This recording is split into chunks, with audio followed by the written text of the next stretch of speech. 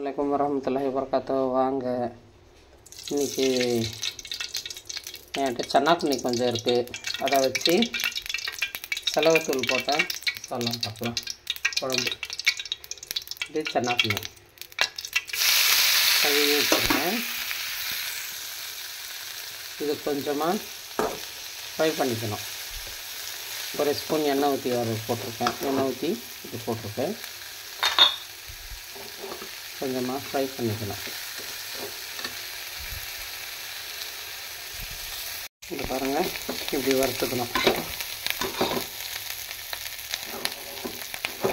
சிம்மில் வச்சு வறுக்கணும். நல்லா கொஞ்சம் சுடு தண்ணி போட்டு அலசிட்டு நல்லா பிழிஞ்சு எடுத்துக்கிட்டு சிம்மில் வச்சு இப்படி வறுத்துக்கணும். ஒரே ஒரு ஸ்பூன் எண்ணெய் விட்டு, அவ்வளோதான். இது போதும். அதை அப்படியே பக்கத்தில் வச்சுக்கலாம். வானல் வச்சாச்சு.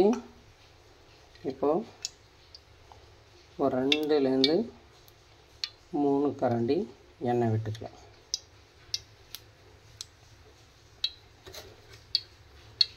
இது சுடட்டும்.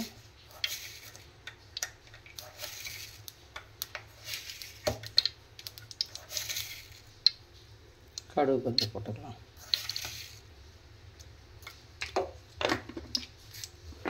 ஸ்டாண்டில் சரியாக வைக்க வரல, வாட்டமே வர மாட்டேங்குது. முன்னாடி கொஞ்சம் சாய்ச்சி வச்சா விழுந்துடுது. அதனால் மறுபடியும் கையிலே எடுத்துக்கிட்டேன். செட் ஆகலை. அது பார்த்து வாங்கணும். அது வாங்க தெரியல எப்படி வாங்கணும்னு.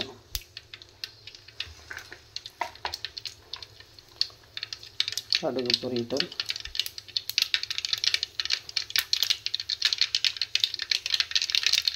கடுகு பொரிஞ்ச உடனே ஒரு 4 சீரகம் போட்டுக்கலாம்.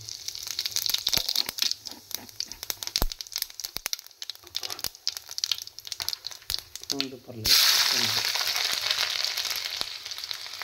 பூண்டு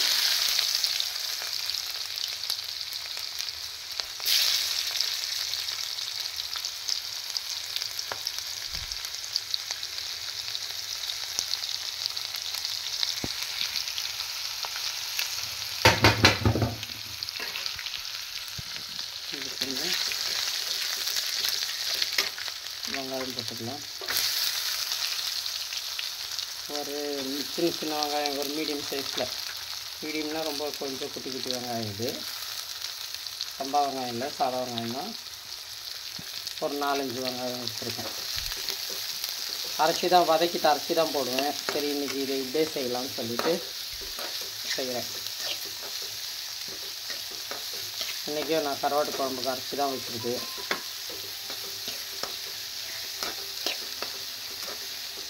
இதுக்கு உப்பு கொஞ்சம் போட்டுக்கலாம். ஸ்டாண்டு வாங்கி கூட சரியா இல்லை. ஒரு 1/2 கரண்டி உப்பு தேவைக்கேற்ப பார்த்து போட்டுக்கலாம். இது கொஞ்சம் வெங்காயம் தக்காளி சீக்கிரம் வதங்கணும் இல்லையா, அதுக்கு.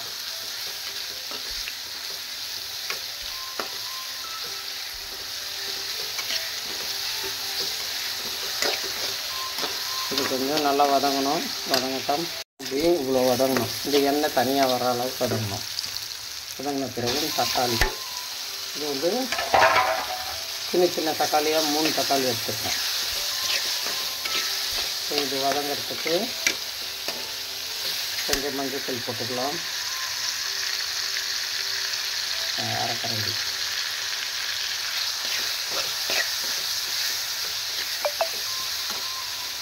இது கொஞ்சம் சிம்மில் வச்சு வதக்கலாம். நல்லா கிளறி விட்டாச்சு. தட்டு போட்டு மூடி சிம்மில் வதங்க. தக்காளி வதங்கி பாருங்கள், நல்லா கரெக்டாக வதங்கியிருக்கு பாருங்கள். இது நம்ம நல்லா கிளறி விட்டுக்கலாம்.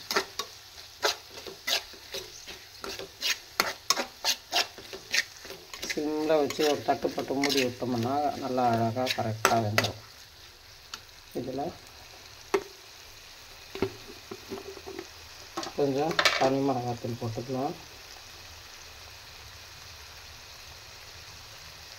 ஒரு 1/2 கரண்டி அளவு, 1/2 ஸ்பூன்.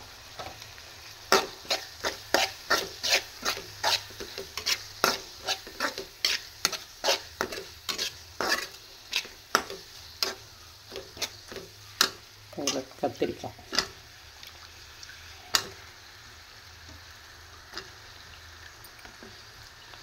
மீடியமான கத்திரிக்காய், அது 3 கத்திரிக்காய் தான். இது குட்டியாக உருளைக்கிழங்கு, இது இவ்வளவே தான்.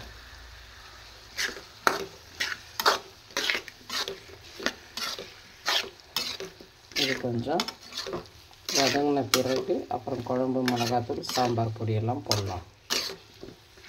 இது காரம், உப்பு எல்லாம் இறங்கணும் இல்லையா?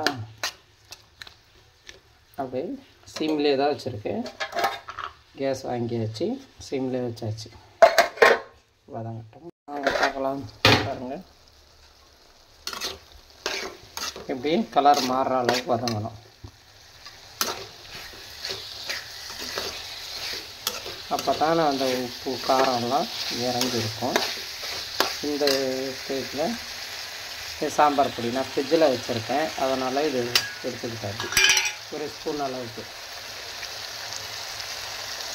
குழம்பு மிளகாத்தூள் 2 கரண்டி.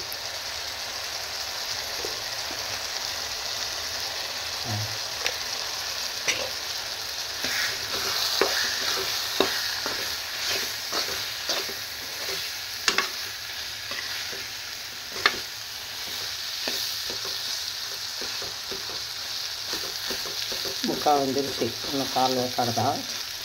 குழையுது பாருங்கள். இந்த மாதிரி பக்குவத்தில் கருவாடு, எந்த கருவாடாக இருந்தாலும் 1 ஸ்பூன் எண்ணெயை விட்டு வறுத்து போடுங்க குழம்புல. சூப்பராக இருக்கும், நல்லாயிருக்கும், அருமையாக இருக்கும். அப்படியே போடாதீங்க. வாழை கருவாடு, எந்த கருவாடாக கூட இருக்கட்டும், கொஞ்சமாக எண்ணெய் விட்டு நல்லா க்ளீன் பண்ணிவிட்டு எண்ணெய் விட்டு வறுத்துட்டு போடுங்க, நல்லாயிருக்கும். இப்போது இதில் கொஞ்சம் தண்ணியை விட்டுக்கலாம். அந்த கருவாடோட வானல் இது.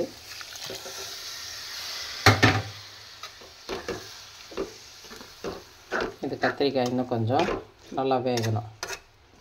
இந்த கத்திரிக்காய், கருவாடு எல்லாம் சேர்ந்து வரணும், வெந்து வேகட்டும், பார்க்கலாம். கத்திரிக்காய் கொஞ்சம் வெந்துருச்சு. இந்த இன்னும் கொஞ்சம் வேகணும். ஒவ்வொரு ஐட்டமாக போட்டு இது வதக்க விடுறோம் இல்லையா, அதனால் கொஞ்சம் நல்லா வேகணும்.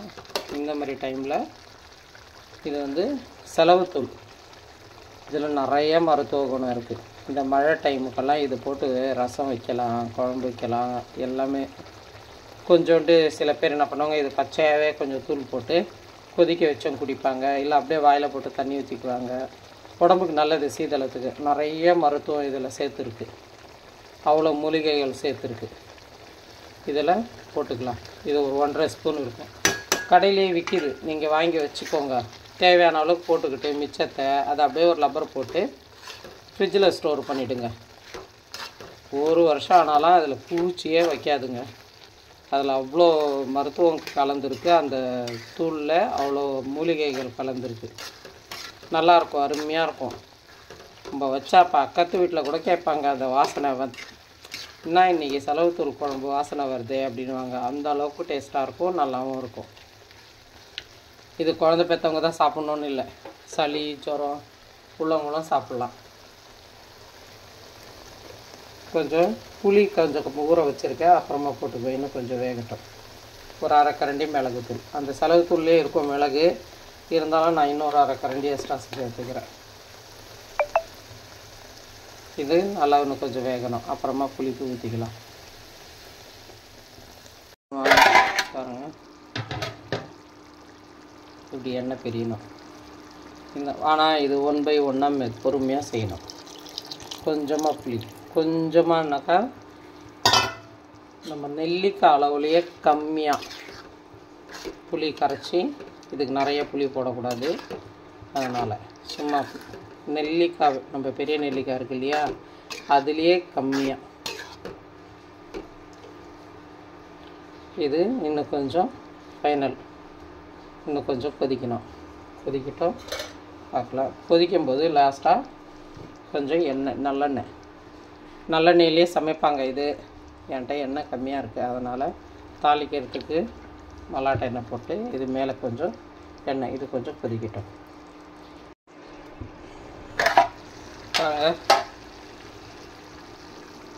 கரெக்டாக வெந்திருக்கு. நான் ஏற்கனவே உப்பு டேஸ்ட் பண்ணி பார்த்து போட்டேன். நீங்களும் இதேமாதிரி செஞ்சு கொடுங்க பசங்களுக்கு. மழை நாளுக்கு, சளிக்கு, ஜுரத்துக்கு, வாய் கசப்புக்கெல்லாம் நல்லாயிருக்கும். இந்த மாதிரி குழம்பு வச்சு கொடுத்தீங்கன்னா நல்லெண்ணெய் ஊற்றிக்கோங்க. மேலே நெய் ஊற்றி கூட சாப்பிட்லாம். சாப்பிடும்போது சுட சாதத்தில் இந்த செலவுத்தூள் வந்து மல்லிக்கடையில் கிடைக்கும். 40 ரூபா தான் ஒரு பாக்கெட்டு. வாங்கி வச்சுக்கோங்க. வாங்கி வச்சுக்கிட்டு குழந்தைங்களுக்கும் உங்களுக்கும் சமைச்சு சாப்பிடுங்க. லைக் பண்ணுங்கள், ஷேர் பண்ணுங்கள், சப்ஸ்கிரைப் பண்ணுங்கள், பெல் பட்டனை தட்டி விடுங்க. இன்றைக்கி பிறந்த நாள் கொண்டாடுற, இன்றைக்கி திருமண நாள் கொண்டாடுற அனைத்து நல்ல உள்ளவங்களுக்கும் என் மனமார்ந்த வாழ்த்துக்களும் அல்லாஹ்வின் துஆ பரக்கத்தும் அவங்களுக்கு இருக்கட்டும். எல்லா புகழும் அல்லாஹ் ஒருவனுக்கு, சாந்தியும் ஸலவாத்தும் நபி ஸல்லல்லாஹு அலைஹி வஸல்லம் மீது உண்டாகட்டும். அஸ்ஸலாமு அலைக்கும் வரஹ்மத்துல்லாஹி வபரகாத்துஹு. ஜஸாக்கல்லாஹ்.